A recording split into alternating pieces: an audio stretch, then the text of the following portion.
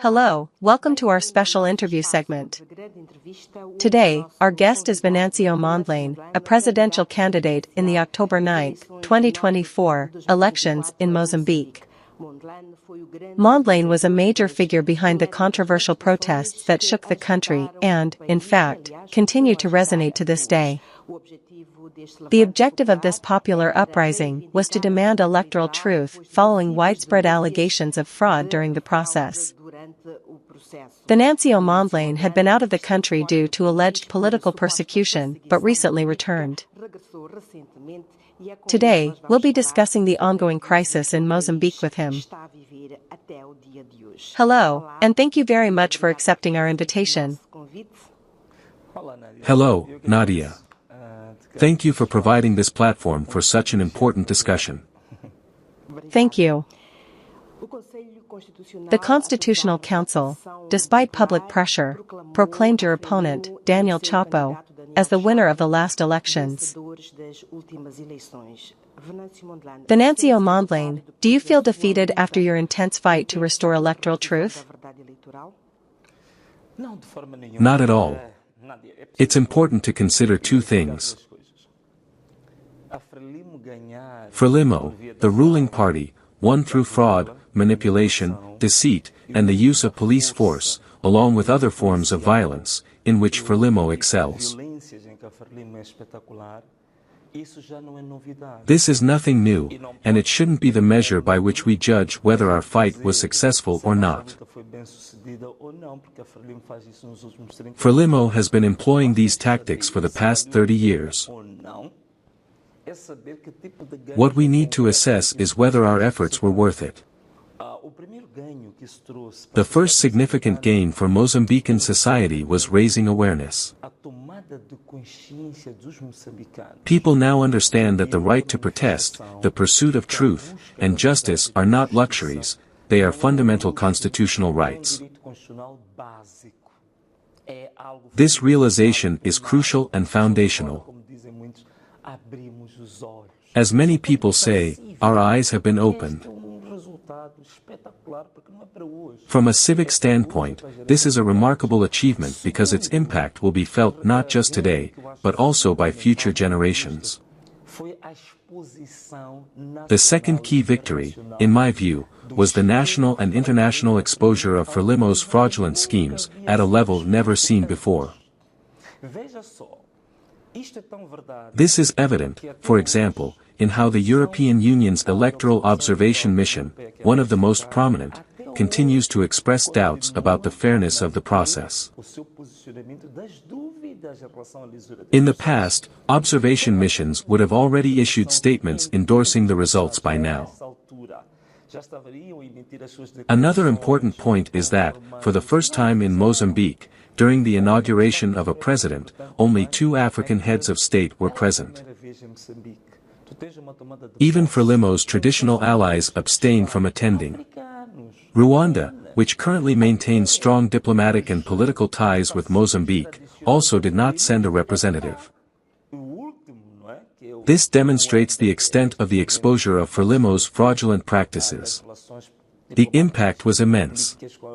It's as if this time, the veil hiding the leprosy that Frelimo has harbored for 50 years was finally lifted. Another extremely important point is that, for the first time, the concept of national unity truly came to life. It's something that has been talked about a lot, but in an abstract and empty way. This time, we saw genuine national unity in action. For months, people came together in ways we hadn't seen in a long time in Mozambique. Across districts, provinces, on the streets, and on highways, they stood together singing the national anthem, holding hands, regardless of their social or economic status. Whether they were street vendors or the wealthiest individuals in Maputo, everyone stood hand in hand, united, singing the anthem. Another deeply significant aspect that emerged was the affirmation of our African identity. We also embraced and celebrated the African Union anthem. I know some people didn't even know the lyrics to it initially, but they took the time to learn, studying it late into the night. What does this mean? It signifies an increase in civic and cultural education. Our cultural and historical identity as Africans was elevated to a level never seen before. This is an immeasurable achievement, something Frelimo couldn't accomplish in 50 years. Instead, Frelimo divided us into tribes, clans, and regions. But all of this was overcome in just 3 months. A historical mistake spanning 5 decades was corrected. Finally, and this is my last point, there is now a sense of unwavering determination. Despite the Constitutional Council proclaiming the results that it did, people are resolute. You can see it in their voices and actions.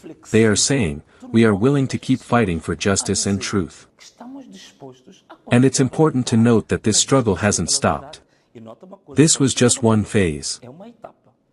Indeed. And building on that, how do you plan to sustain and strengthen this awakening among Mozambicans, their sense of citizenship and their fight for rights?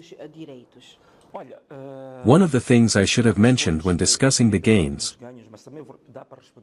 and it ties directly to your question, is that we will continue to empower people to recognize their rights. Let me give a concrete example to avoid being too abstract.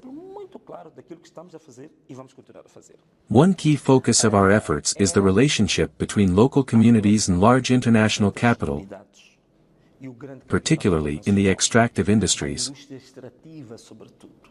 mining, oil, and so forth. Today, what are known as local development agreements, ADLs, have begun to emerge. These agreements allow communities to negotiate directly with these companies. For example, recently, with Sesol. In the Inhasoro area, a framework has been established, and similar agreements are currently being negotiated in Tupi, Nampula. Does this signal the irrelevance of the government or its failure to act in defense of citizens' interests? Yes, it does. And let me clarify, this is entirely constitutional. Some might argue that this approach violates the law, but it does not.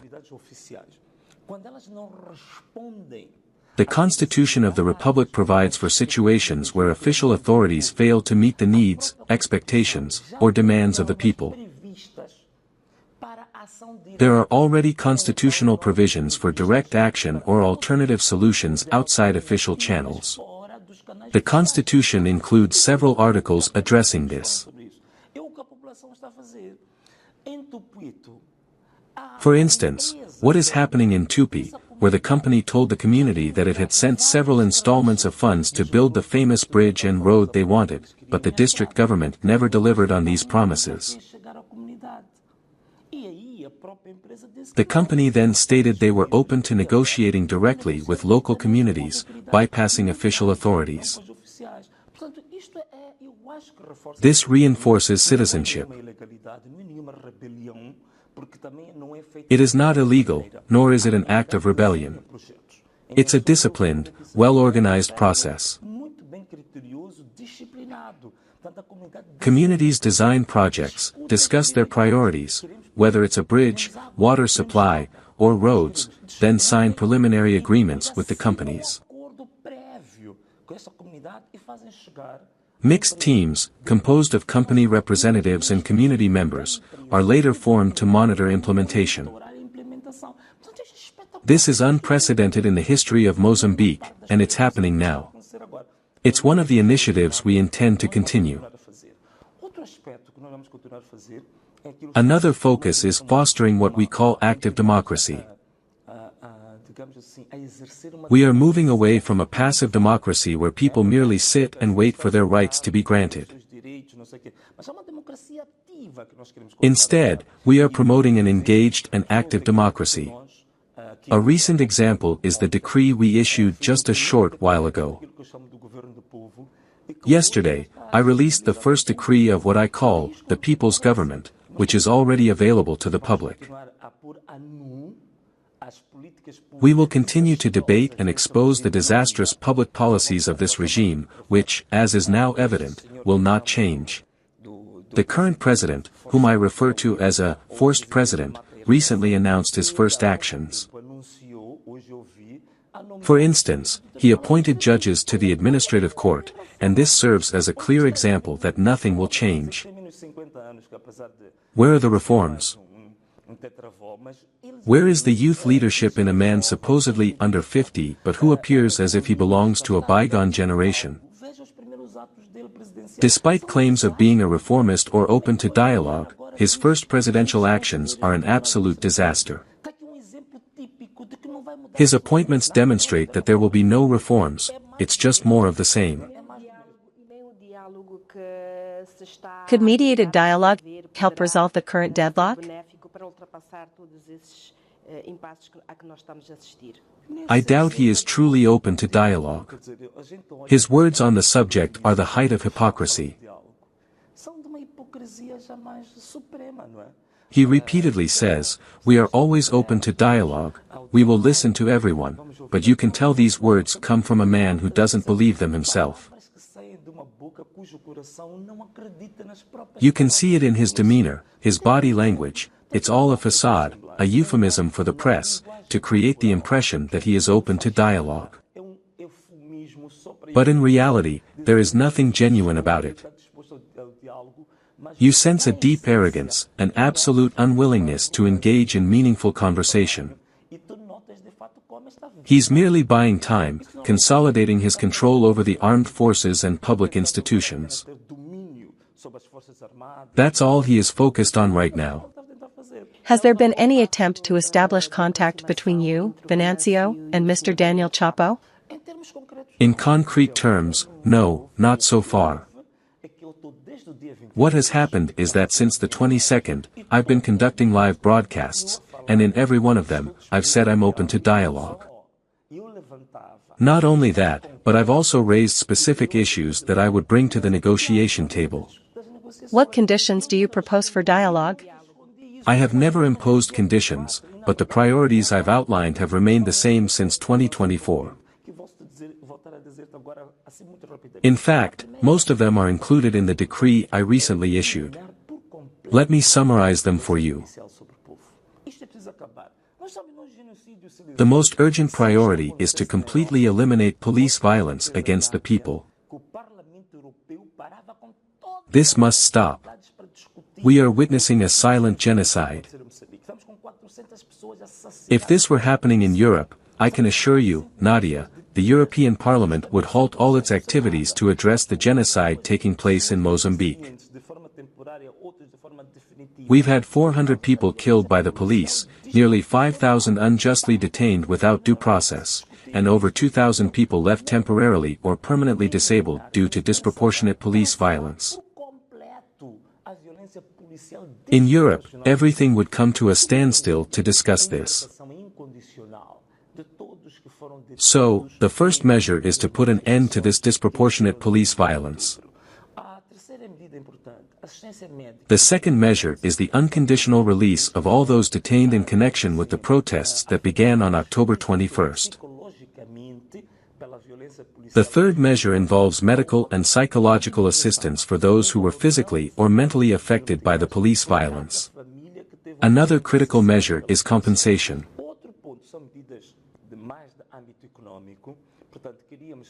Families who lost relatives to police violence should receive compensation of no less than 200,000 meticais per family.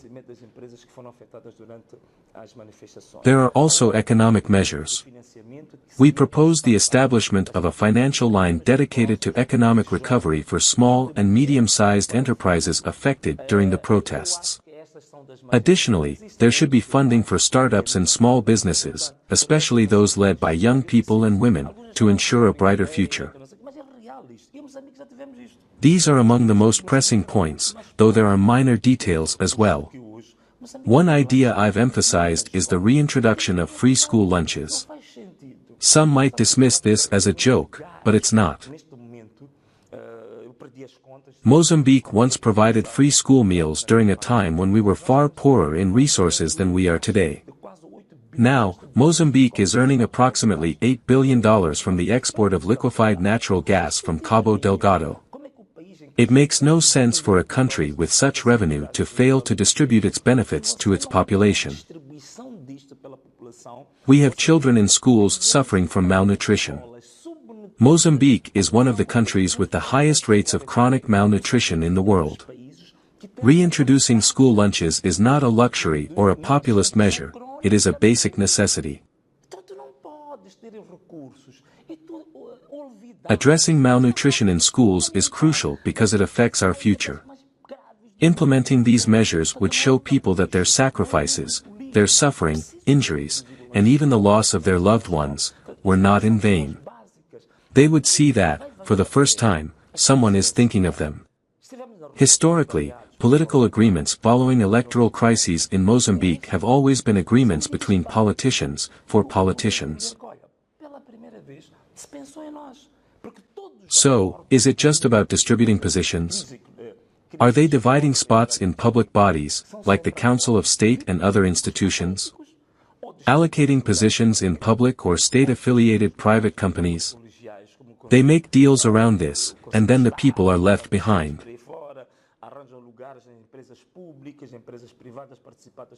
Historically, the population has never benefited from any agreements made between politicians. Exactly. Since 1994, the agreements we've seen, especially electoral ones, have never included the people. That's why I'm introducing these economic and social measures, to ensure that, for the first time, the people feel that an agreement has been made in their favor. They should also be able to benefit. So, you don't see any genuine willingness for inclusion or sensitivity to different political and social perspectives within the presidency or the Frelimo government? I see absolutely none of that. So, nothing has changed, no lessons learned? Frelimo continues to operate with the same arrogance it's shown over the years. Did not take any mission from them.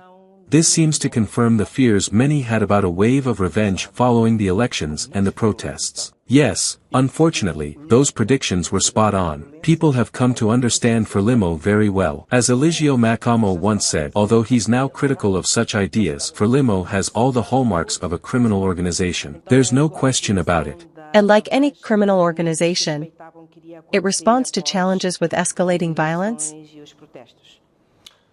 Yes, I mean, if this prediction was perfect because, fortunately, people really know very well. Frelimo is an organization, as Eligio Macamo rightly said, that today stands against certain types of ideas. To say that it has all the ingredients of a criminal organization, what does that mean? There is no doubt about it. How do criminal organizations behave? When they are questioned, they react with violence, and increasingly so. It's what one could call geometric violence. That is, the more you demand your rights, the level of violence from these criminal organizations grows proportionally. The more you demand your rights, the more the violence against you increases. Therefore, no, it was not unexpected. Another thing was not to be expected. Just look at this, how is it possible? How is it possible? In 3 months, the weapons of the police have killed far more people than COVID did. More people died from bullets than from COVID. In 3 months, you have a level of violence and deaths proportionally higher than what you had during 16 years of war.